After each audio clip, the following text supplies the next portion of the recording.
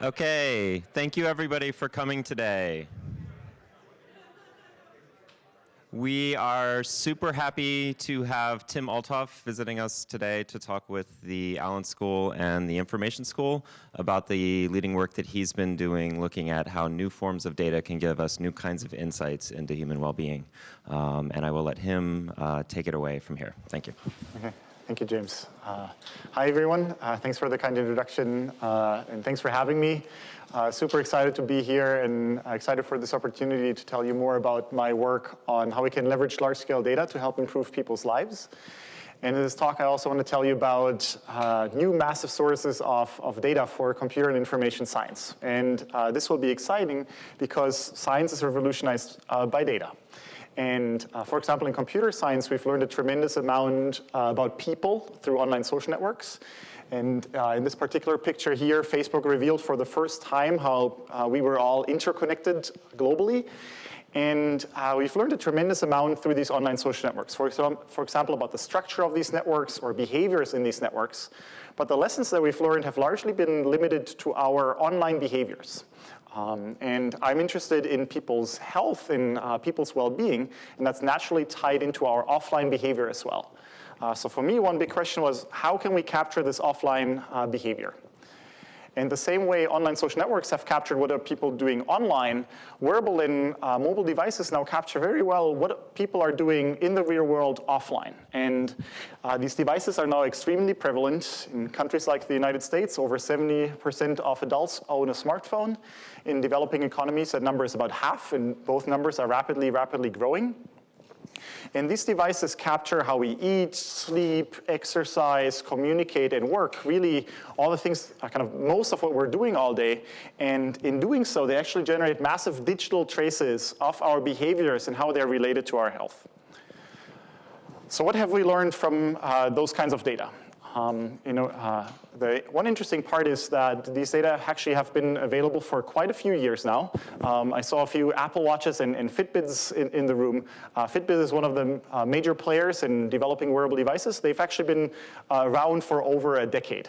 And in many cases, I found that these types of data actually get thrown away or overlooked for different types of studies because of limitations that these data have that I'll get into throughout the talk. And so what I want to do today in this talk is tell you about how can we take these digital activity traces and get real actionable insights about our health and well-being from them. And throughout the talk, I'll give you examples from physical activity, sleep, and mental health. And I think on the one side in this space, we have data experts. They might know everything about how kind of the sensors work and how we can collect this data. But those experts might not know how we can best use those data to answer big questions across a variety of different application domains.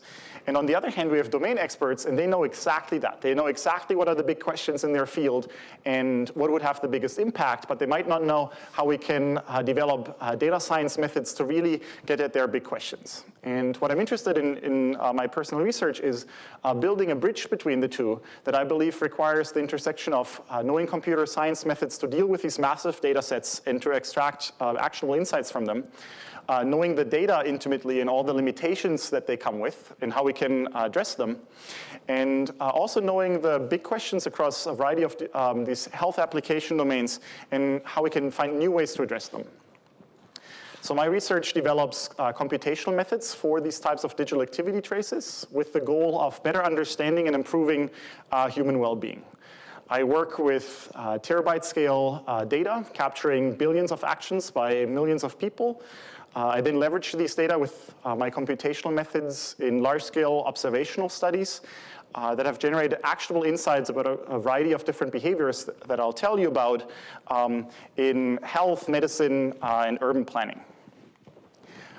The types of data that I'm interested in are rich and multimodal, and they range from sensor data, for example, from the accelerometers in smartphones or wearable devices, but also how people are using those devices in the first place, and also how these devices can capture our social interactions and language patterns. And what's exciting about these consumer-level devices is that they're really widely available, and we've actually already captured data on millions of people's health and behavior, so we can run these studies at massive scale, capture people's behavior in most granular detail, capture these behaviors over long periods of time, and doing that at fairly low cost. And this can have a big impact because of how behavioral health research is done today. A lot of times when we're interested in different behaviors, we actually have to study them in a laboratory setting. Even when we can escape that laboratory setting, we typically still study a short amount of people over a short amount of time, and often capturing their behaviors in a fairly coarse way, often binary, just asking somebody whether they're physically active or not.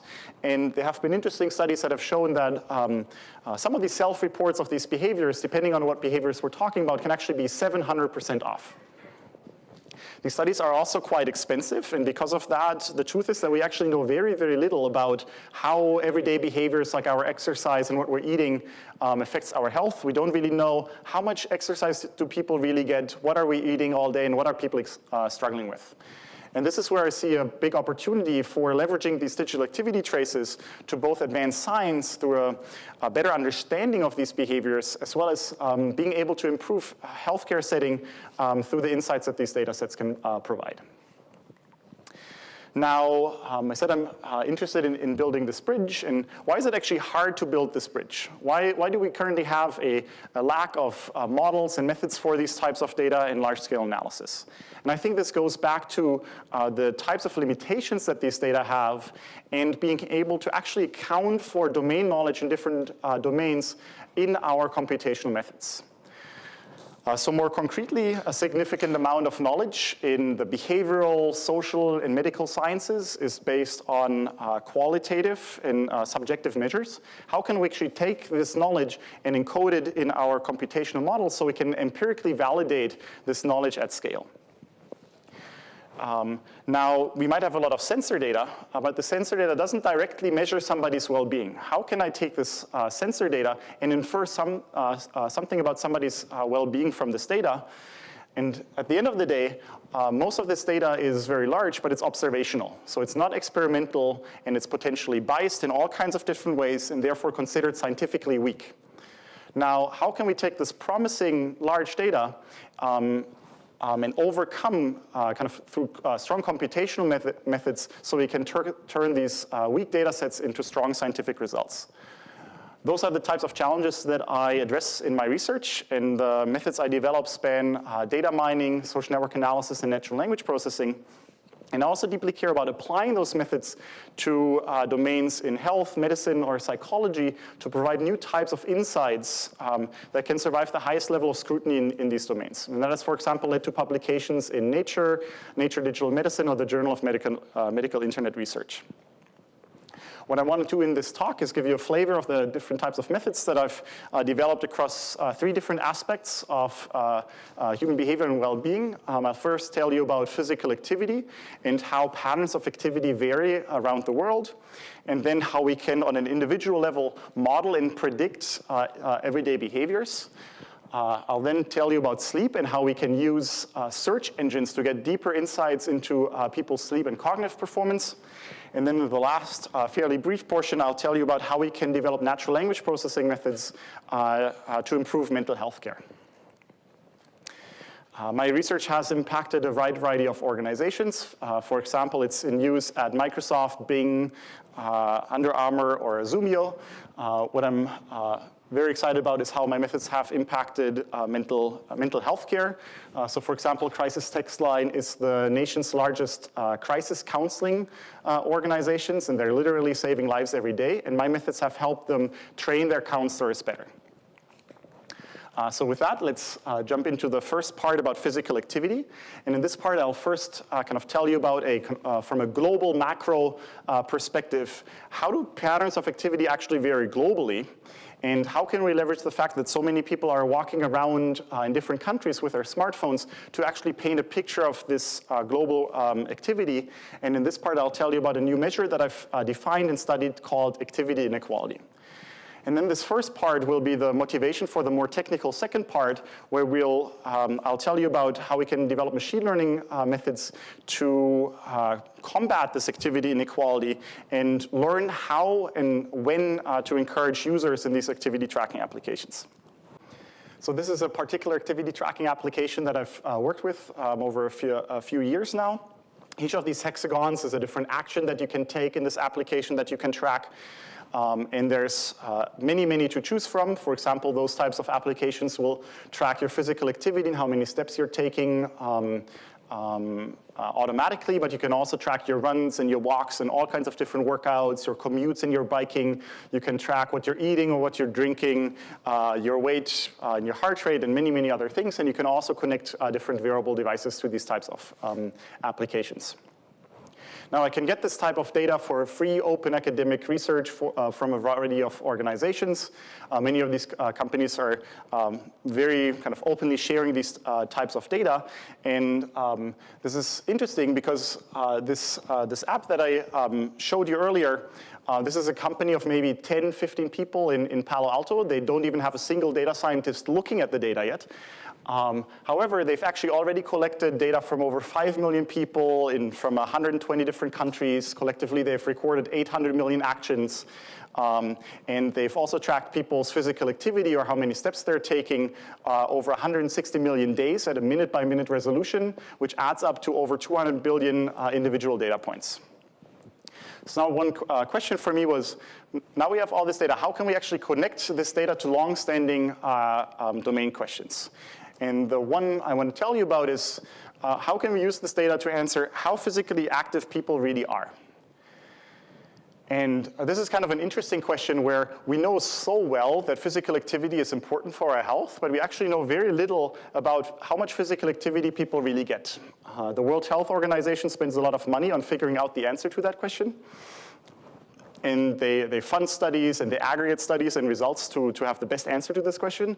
But they don't know whether it's 5% or 54% of my fellow Germans that don't get enough physical activity.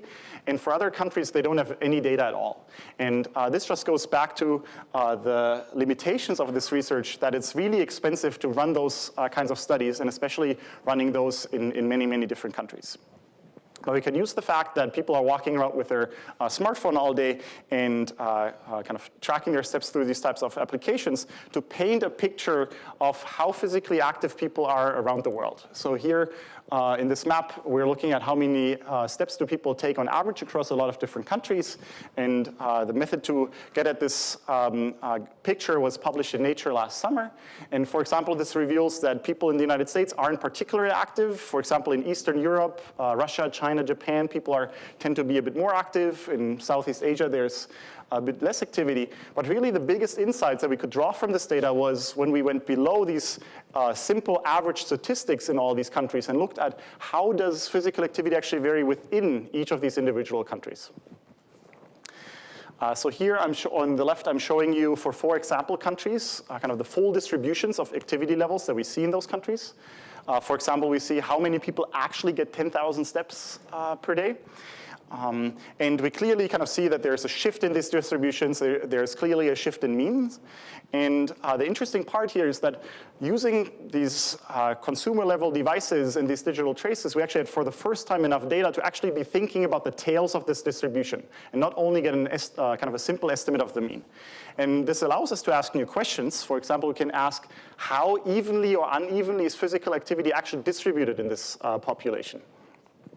And here on the right-hand side, I'm showing you the exact same 4 curves, but I'm aligning them by the mode of the distribution so we can visually compare the tails. And what this reveals is, if you look at the orange curve for Saudi Arabia, is Saudi Arabia actually has fatter tails on both sides of the distributions. There's actually a lot of people that get way more activity than what's typically in this country, and also a lot of people that get way less activity than what's typical in this country. So there's an inequality in this distribution that's higher in Saudi Arabia in orange than it is, for example, in Japan. And we can put a number on this inequality in this distribution, for example, using the Gini index, which is a commonly used measure, for example, in economics, to capture income inequality. And kind of this inequality I call activity inequality. And one thing that was interesting when I started studying this concept is that it was an amazingly good predictor of obesity levels across all of these different countries. So if your activity inequality is on the x-axis, this is this Gini coefficient, and higher numbers are higher inequality. And we look at that with obesity levels on the y-axis. And Saudi Arabia is in the top right corner. So Saudi Arabia didn't only have the fattest tails in this distribution, but this was also associated with the highest obesity levels. Whereas in blue, Japan is on the bottom left. So it was the kind of the thinnest distribution and also associated with lower activity values. And one thing that's interesting here is actually being able to take into account the tails of the distribution explains a lot more of the variance in obesity patterns. And the only way we can actually get at that is by using these large-scale digital traces to get a good sense of this distribution. So now the challenge in this work is not getting the data or figuring out how to compute a Gini coefficient across a lot of data points. The real challenge is in convincing domain experts. And what we did in this study is we introduced a new concept of activity inequality, but we also used a new sensor of a particular smartphone app running on smartphones to show that. So also a new instrument. So naturally that was received with quite a bit of skepticism. And I consider this very healthy skepticism because domain experts know that these types of data can be really noisy, they can be inaccurate, they are observational and therefore biased and full of different selection effects. And this is exactly why this type of data has been thrown out before in many different instances. And what I did in this case is I designed and conducted over 20 different experiments based on reweighting, resampling, stratification, or simulation experiments to actually show that the results that I showed you over the last couple slides were actually robust. And just to give you a quick flavor of those,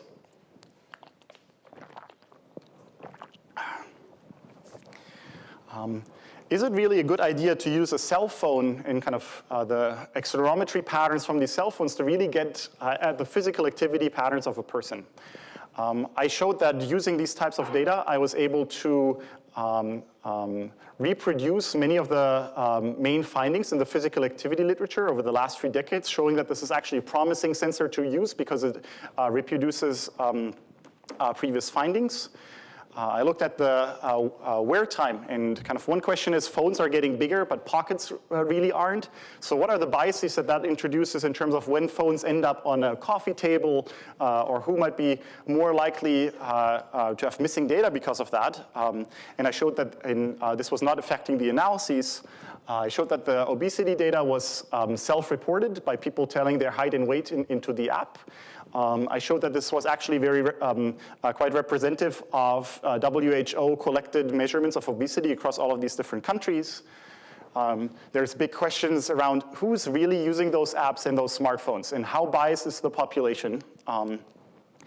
One thing that was interesting, that in the United States, the data was actually a lot less biased than what most people expect. For example, it was a clear 50-50 gender split, which is what you would expect from census information. The median age of the people using this app was only 2 years younger than the American kind of expected median. And obesity levels were right within the range of previously nationally representative findings. Now, this wasn't true in all countries, of course. Kind of owning a smartphone in another country means something very different. But I showed that through bootstrap resampling methods, we can actually approximate those distributions in other countries as well, and it doesn't actually affect our results. Other concerns are kind of what about socioeconomic status and kind of who can actually afford these types of devices. I showed that we actually get the exact same results that I just showed you if we just restrict our data to high-income countries or just middle-income countries or just low-income countries. We actually found the same results also on a city level looking at cities of different income. I also showed that the results weren't due to missing data or outliers at the location inference that we had to use to even place people in a location in the first place. That was based on IP addresses and cell phone tower location actually worked quite well. We've also published all the code and data at this particular website if anybody is interested. So what we did in this study was a new paradigm for how we can monitor large populations through consumer-level devices. And I'm now following up on this work, working with people in public health on what are the implications of these types of sensing and studies for public health and public policy, and how that can inform how we can build smarter cities and how this can inform urban planning. And one question that naturally comes up if we find this activity inequality related to obesity is, how can we actually help people to be more physically active or to eat healthier? And so now in the next part, I'll tell you about going from this macro level perspective down to the individual level and how we can target notifications, encouragements in these apps to encourage such behavior. But the basic question here is, why does activity inequality matter, right? Just because it's correlated with obesity doesn't mean it means anything. Yes. One reason why it matters is previously people had only monitored the average activity levels and had actually gotten estimates for that with quite humongous confidence intervals, like the 5 to 55% in Germany. And kind of using this way, we can monitor the physical activity of large populations in a fairly cheap and effective and scalable way, in a way that reproduces the earlier findings, but we can also do it in a way that better captures the health of these populations. Part of your question is around kind of correlation and causation, or it sounded that way. And kind of part of that is clear, kind of you have this activity distribution. The left side is people getting very little activity. And kind of this is a very well-established causal link between getting little physical activity and how that's related to obesity outcomes. It's a fairly challenging thing to do to prove the causality between activity inequality and obesity. Kind of on the left side of the distribution, kind of there's a long literature for that. Just a few months ago, there were some interesting findings published in Psychology around mindset, where a team of researchers showed that seeing other people around you being more active than you actually had adverse health benefits. So there's kind of a lot of current research on how these type of inequalities could actually negatively impact people as well, but that's very much kind of in progress right now. So, but isn't it the case that the basic phenomenon here is not the inequality, it's lack of activity or other effects, and you're really kind of mixing them up and, postulating a relationship that isn't really there? So the relationship I'm postulating is an association here, and kind of that seemed to be a very robust kind of relationship between those two variables based on kind of a lot of different findings. Be actionable, right? The question is, what should you be acting on? It's not clear that it's inequality you should be acting on. Yes. So for example, people who don't exercise to exercise more, right? Hey, Pedro, this guy's going to get me out on the trail. Let's let him do it. If he does that, then it's all worth it. Yeah. One thing, before I move on, one thing we did in this study that I didn't put in as a part of this talk is figuring out what type of environments have high or low inequality, or kind of high or low physical activity levels. And one of the clearest influencers was actually the built and physical environment and how cities are structured and allowing physical activity levels. So in kind of some of the studies I'm doing right now, I'm looking exactly at that relationship in a more causal way of how does putting a person in a certain environment affects their behavior. But maybe I'll move some of that conversation offline. All right, so now we're going to move to the individual level and think about how can we actually encourage people to be more active or eat healthier. So we want to model kind of the behavior of how people are logging different actions in these applications.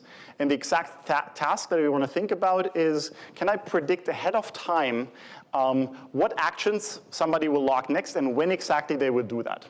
And for example, if you want to help somebody diet, the best time that you can intervene is exactly when somebody is making a meal choice.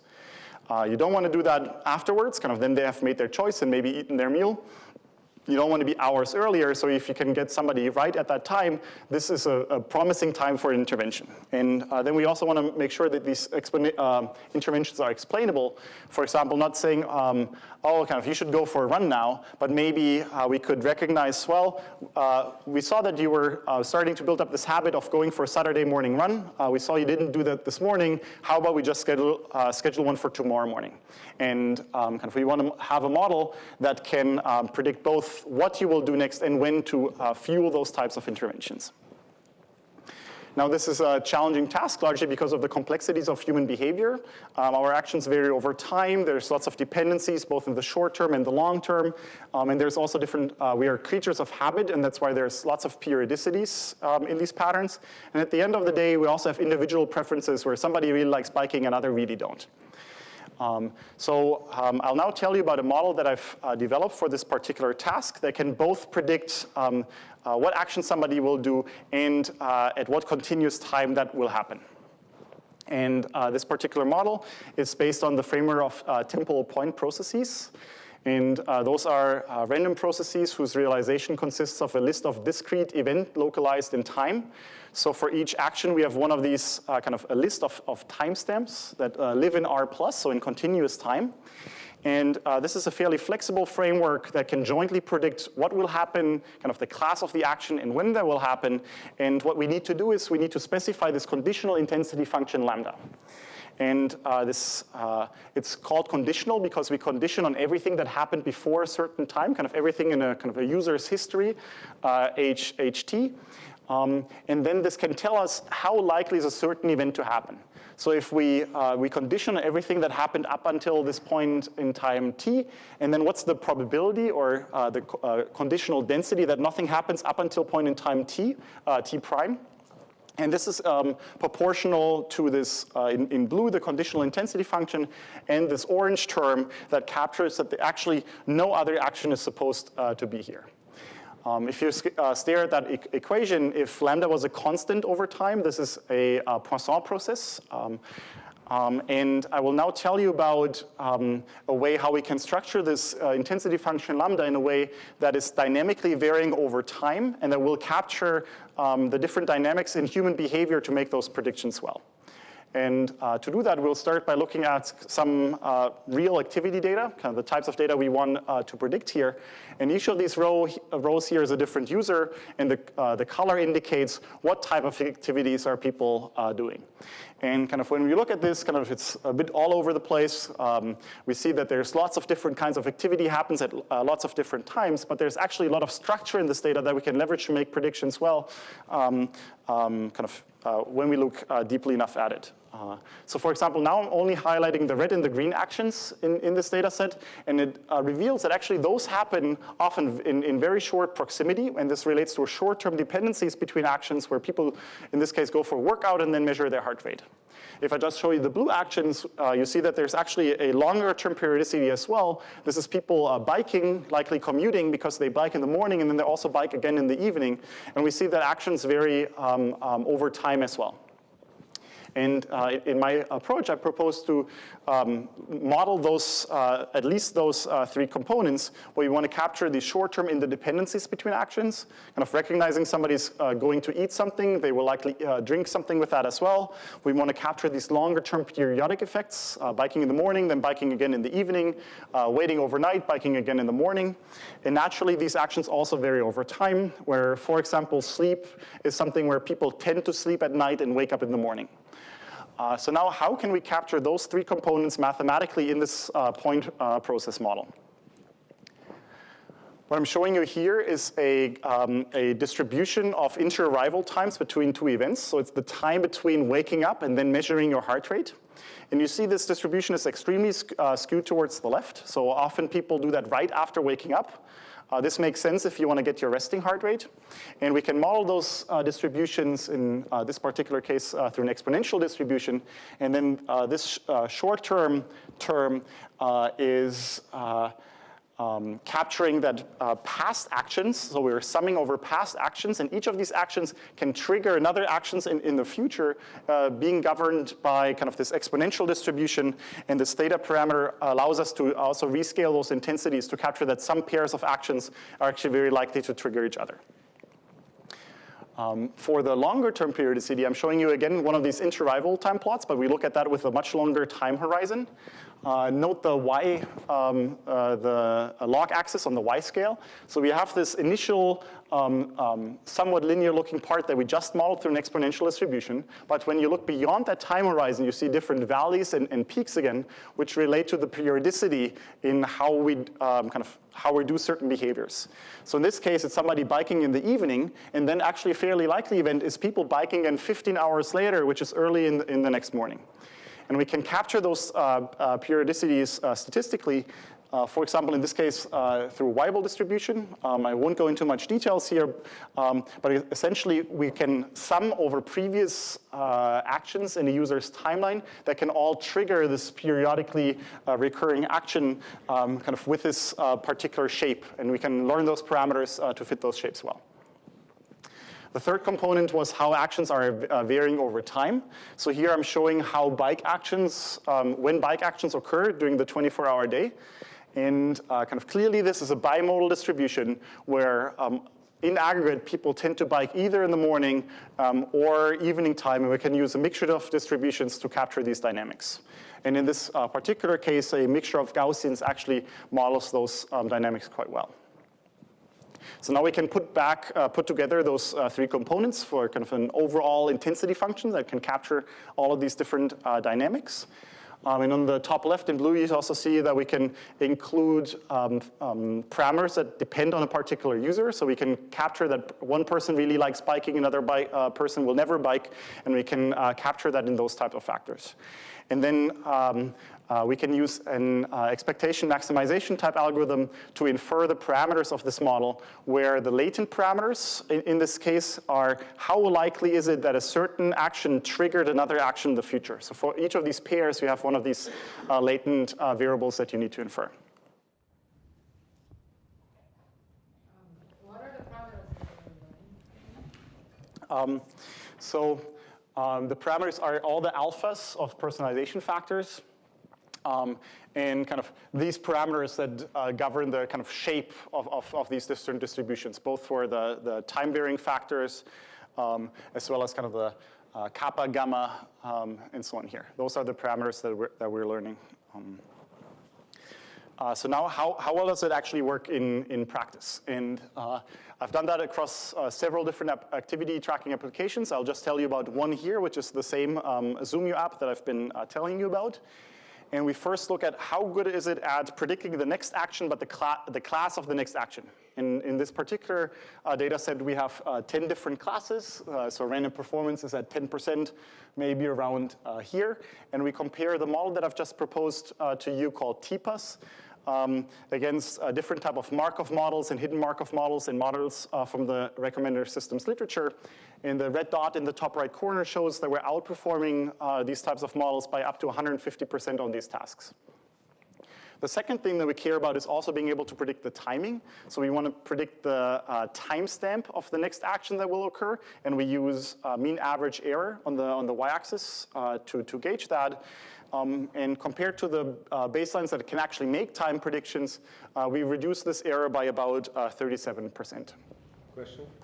Is one of the baselines just the basic Poisson model? Yes. Which one is it?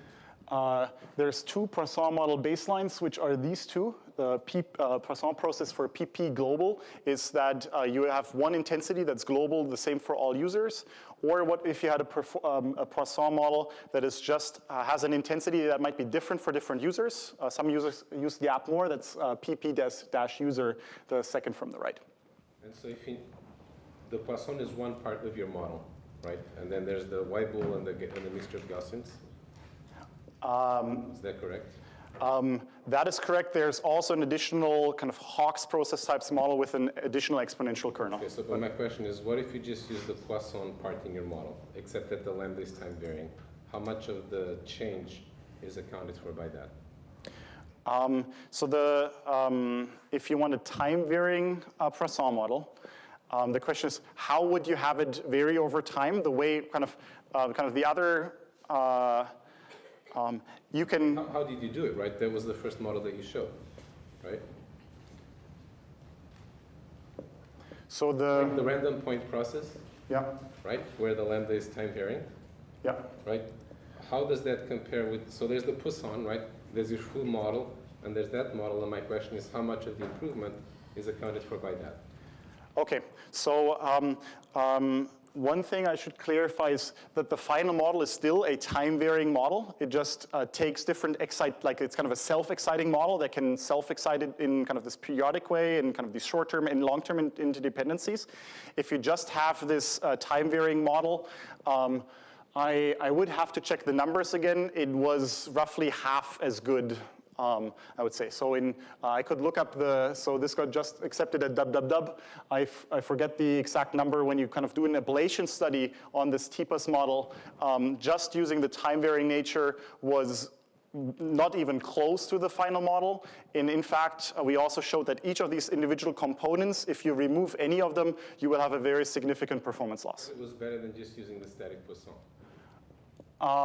That is correct. That's correct. Yeah. By how much? I know there was quite a significant difference. I could check the paper. We'll chat later, and I'll find the right numbers. One thing you can also do in these models is you learn all these parameters of kind of these different distributions, and you can actually visualize them to see what's going on in the model. And here I'm showing you the inferred distributions between, in this particular example, the timing between two food actions. And if you stare at the blue curve, this is the curve of how does your lunch time trigger your dinner time. And what this means is that the model, looking at a lot of people's data, figures out that, of course, people have certain times when they tend to do lunch, but it figures out that when a certain individual has an earlier lunch than they typically have, they might also have an earlier dinner. And this is exactly the type of information that's important for interventions and behavioral scientists to make sure that those diet reminders come on time. But if you look at the green curve, it's actually non-obvious because the timing of dinners doesn't in the same way narrowly define when people tend to have their breakfast, for example.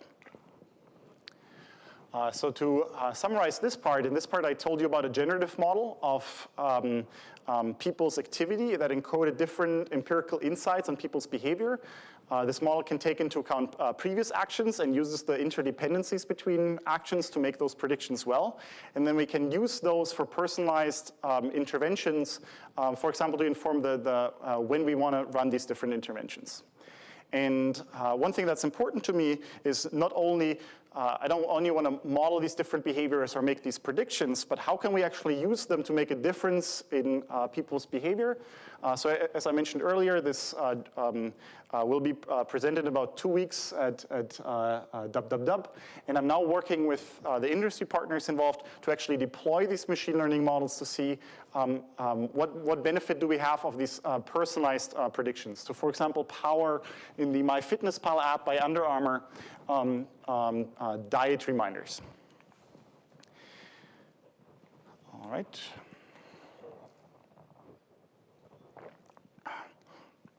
Now I want to change gears a little bit and tell you about sleep. And the question that started this was, I was wondering how my own sleep affected my own cognitive performance and productivity. And I will tell you about how we can learn about this through web search logs. And I think web search logs are kind of an interesting example that have been studied by easily 10,000 people for easily 10 years, but they haven't been used to study behaviors like sleep in detail.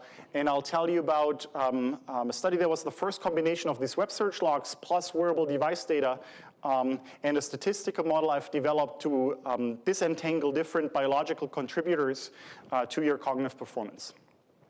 And it might sound a bit funny why one would want to use search engines to get insights on sleep and cognitive performance. But the interesting thing about search engines is that we're all using them. Actually, billions of people are using them multiple times each day. Whether they're awake or whether they're sleepy. So if we had any way to take measurements as part of a search engine interaction and use them as cognitive performance measurements, we would have billions and billions of already collected measurements that we could use for that. And if you think about it, what happens if you use a search engine, you have a query in mind, you type out your query, you press enter, you get different search results, and then you have a cognitive task again of figuring out which results do you want to click on in a small motor component and actually clicking on it, which is very, very similar how cognitive performance tests in psychology or sleep laboratories actually work. And the nice thing about search engines is that they're well instrumented, and we actually measure all of these things by millisecond basis, and we have literally billions of measurements coming in like that each day. So in this plot here, I'm showing you how fast are people typing into the Bing search engine throughout the 24 hours of the day. And one thing that's interesting is it's really not constant over time. We're not as good as kind of using search engines throughout the day. The amplitude is about 31%, which nicely matches what people have found how cognitive performance fluctuates in laboratory settings. And clearly, we're pretty slow at 4 a.m. over here. And I was interested in modeling this behavior, and the truth is that there's a lot of factors that come into play here. Maybe it's that people are always slow at 4 a.m. Kind of maybe that's just like the wrong time for people. It's typically the wrong time for me personally. Maybe it's that people have been awake for a really long time. Maybe it's that people just got up and they're a bit slower right after getting up. And all those are biologically plausible. And to be able to disentangle them, what we really need is to understand when people are sleeping. And that's why we combine this data with wearable data on getting the sleep information. Is this combining data from mobile devices and computers? That is correct.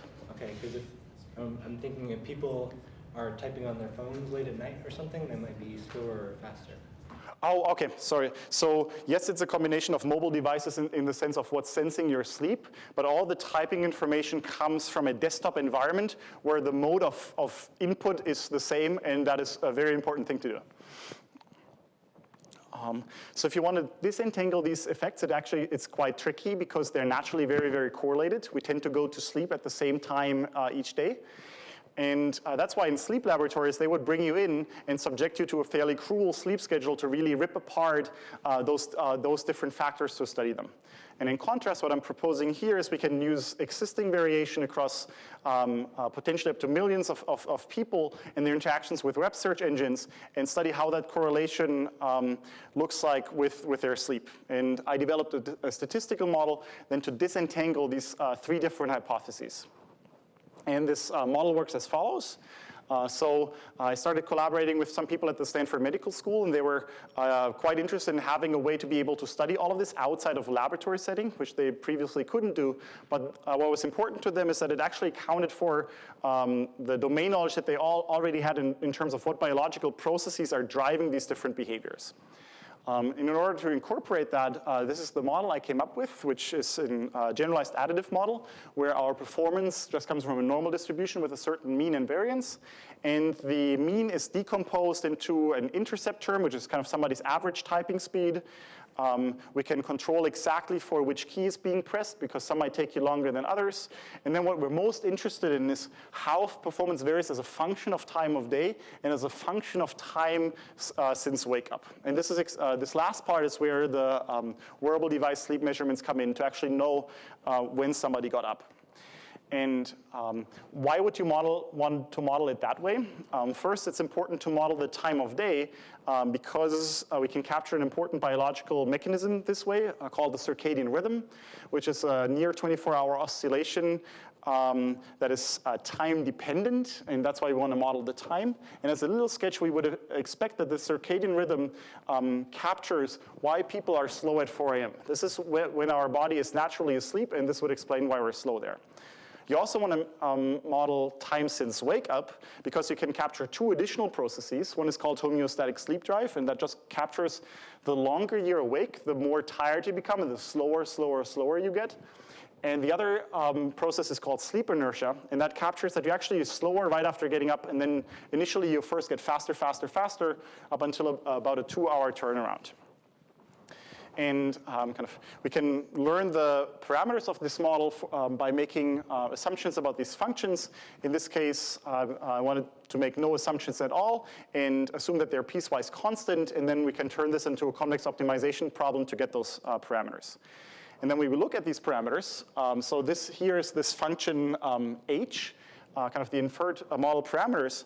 And I found this quite exciting when I saw this for the first time, because what we see here is that millions of people typing into a search engine, we can actually see fundamental biological processes at play. We see that first, after getting up, they actually get faster, faster, and faster again, about 35 milliseconds faster up until a 2 hours turnaround point. And then people get slower, slower, slower, slower again, which is exactly this homeostatic sleep drive. So this is nice validation that we can actually pick and kind of tease apart these different fundamental biological mechanisms in the statistical model. But it also allows for new insights, because for the first time we can actually study this outside of a laboratory setting and at scale. And the truth is that kind of the theory based on these three processes didn't actually explain everything that kind of we found empirically, because during this middle period during the day, people are actually better performing than this so-called three-process model of sleep actually predicted. Now, I took this model and applied it in different way. And the first one, I was interested in sleep deprivation in the real world and how does that actually affect people's real world performance. And this method allowed us to do this at a scale that was 400 times larger than the largest ever funded study on sleep. And in the second application, I used it to predict the risk of car accidents. And using about 16 billion keystrokes from the entire United States, we could build population level profiles of how much was the performance dipping in different places. And it turns out that this is a very good predictor of how many people die from car accidents across virtually every county in the United States, even accounting for different confounding factors that are important in the setting. So you said you were assuming piecewise constant or piecewise linear? Piecewise constant, with a fairly fine granularity, fine granularity on this function. But those, so that curve is not your model? Oh, this is the model. It's a piecewise constant function where you don't see this very well.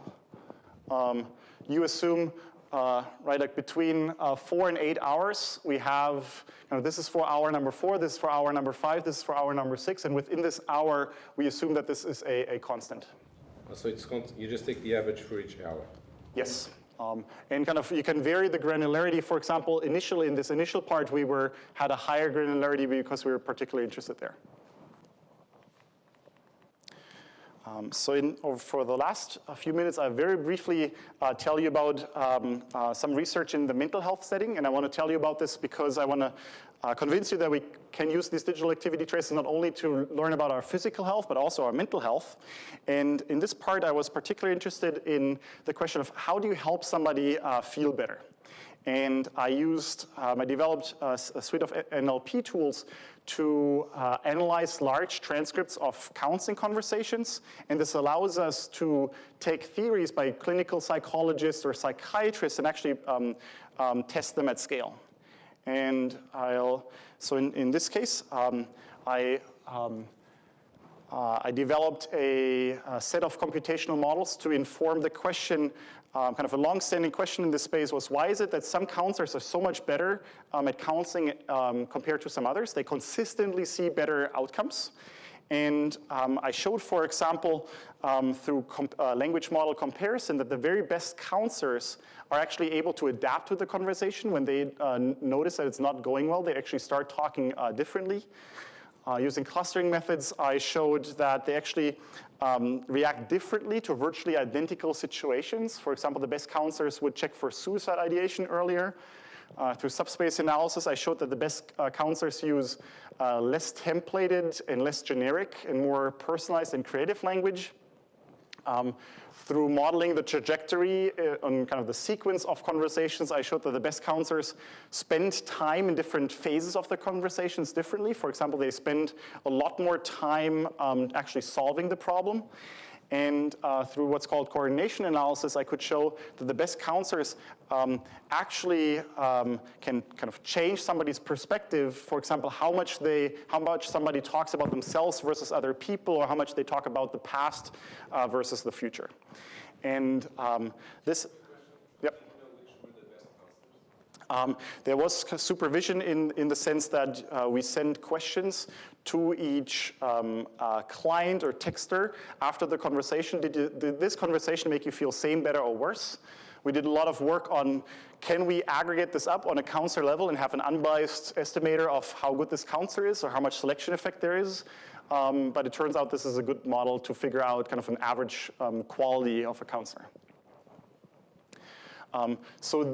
These results have actually concretely impacted how Crisis Text Line is now training their counselors, and they need to train a lot of counselors because they are responding to about 60 million messages since a few years.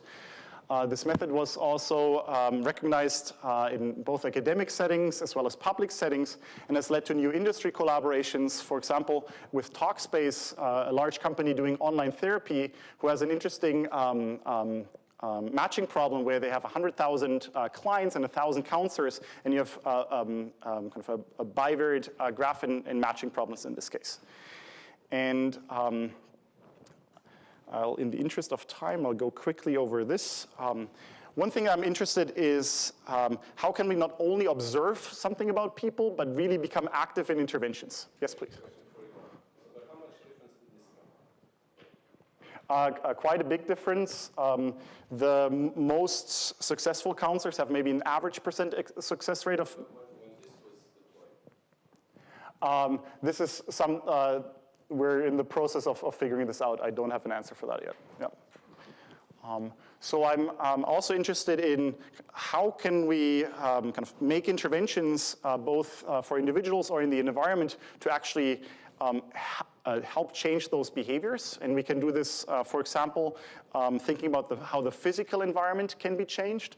And I showed that in cities with high walkability, the physical activity patterns are actually quite different. People are more active, and because this environment is available to everybody, it actually leads to more narrow activity distributions and lower inequality. I've also studied how your social environment impacts your behavior. For example, through causal inference methods in social network settings to figure out, does this new friend actually causally change my behavior? And the answer is yes. And I've also worked on how we can orchestrate somebody's digital environment to encourage behavior, for example, by teaming up people in different competitions or looking at gamification techniques like Pokemon Go and how much they really changed somebody's behavior. So with that, I'll bring us back to the big picture, and then I'm happy to take more questions. So I'm interested in digital activity traces, and these traces can capture a lot about our own behavior and health. We need data science methods to really extract insights from these types of data sets, and I've shown you examples that I've worked on from data mining, social network analysis, and natural language processing. And these methods have already had a concrete impact on our understanding of some of these behaviors. And they're also in use at several different organizations today. And maybe I'll stop it right there, and I'm happy to take more questions. Thank you.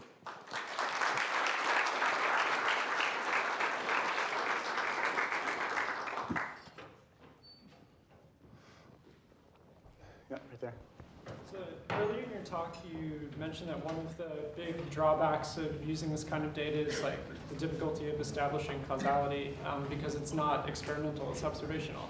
Yep. And I was wondering if you have any thoughts about kind of using the causal observed data to then inform recommending experiments for users to do or things for users to explore, and then using that test feedback back into the user model.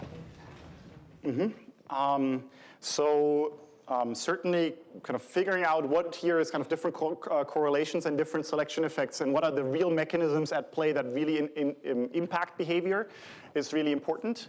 I've done less work on kind of this active feedback loop that you're talking about, but I think a lot in terms of figuring out how to intervene for an individual. I think kind of reinforcement, banded, kind of active learning type approaches, I think are very promising in this area to figure that out. To get at kind of how to, in my existing work so far, disentangling this correlation and causation has been through kind of different techniques like matching or propensity score methods that work well when you know your confounders and measure those. In some cases that might work, often that's a very big limitation, but there's, in these very large data sets, there's actually a lot of natural experiments that you can also leverage to disentangle different behaviors. kind of often people think about natural experience as something that is very rare, and you really hope that you find one. But if you, for example, observe several million people in the United States over a few years, for example, you have quite a few users who actually physically relocate from one city to another. And then you can leverage this moving and kind of seeing the same person in two different physical environments, helping you disentangle how the environment actually affects the behavior of this person, and helping you to build better models of kind of how the walkability of a city, kind of a certain street layout actually affects the population that then can be used in kind of different policy and city planning questions. And there's other examples for natural experiments as well. I'm happy to chat more. Other questions? Yeah, all the way in the back. Just about the mental health correlations. I'm a neuropsychiatrist here. It's challenging, and I have a digital biomarker lab as well, so I love your work. Thanks for coming, by the way. Thank you. You know, it's interesting because when you ask people how they feel after therapy, we've sort of shown over time that their impression of how it went ends up having poor correlation with, if we use measurements of effectiveness, such as like, do they actually move more 3 weeks later? Yeah. Do they, do better in school? Do they do better at work? So it'd be interesting to think about, how to track those outcomes and try to fit the model to that rather than, like a one-time point, or how do they feel? Because that's what we struggle with on the therapy side of, psychiatry, psychology, is people's initial reactions don't typically correlate with how they do. Yep, that's a great point. So asking somebody right after the session, did the session make you feel better, is an extremely short-term outcome. In the case of crisis counseling, it's more sensible than in other settings because we really care about, did we get somebody out of this immediate state of crisis? And this is really our goal for this particular conversation. When you think about longer-term therapy, you need to be thinking also about longer-term outcomes, as you've mentioned. This is kind of where some of the work that I'm doing right now looks at exactly that, where we have longer conversations, that is not just an hour-long conversation to get somebody out of crisis, but really building a relationship over a month with your therapist. And there's questions on kind of how do you build that relationship effectively, so I'm looking at working alliance, which is kind of a measure of how much the client and their therapist are on the same page about where they want to go, how they're going to get there, and whether they think their therapist has their best interests at heart. So I'm working on machine learning models that can predict that ahead of time, whether this will be a good fit, and that can, for example, inform who might be the best therapist for you. And in this particular case, we have conversations that might be going on over month and month and month. And in this particular study, we're actually tracking relevant outcomes every 21 days. So like a PHQ-8 or a GAD-7 type of depression or anxiety questionnaires to really see, are things going well, and kind of how does this look like longer term and longitudinally. Let's thank Tim, and you can come down and ask more questions, and we were going to let people go.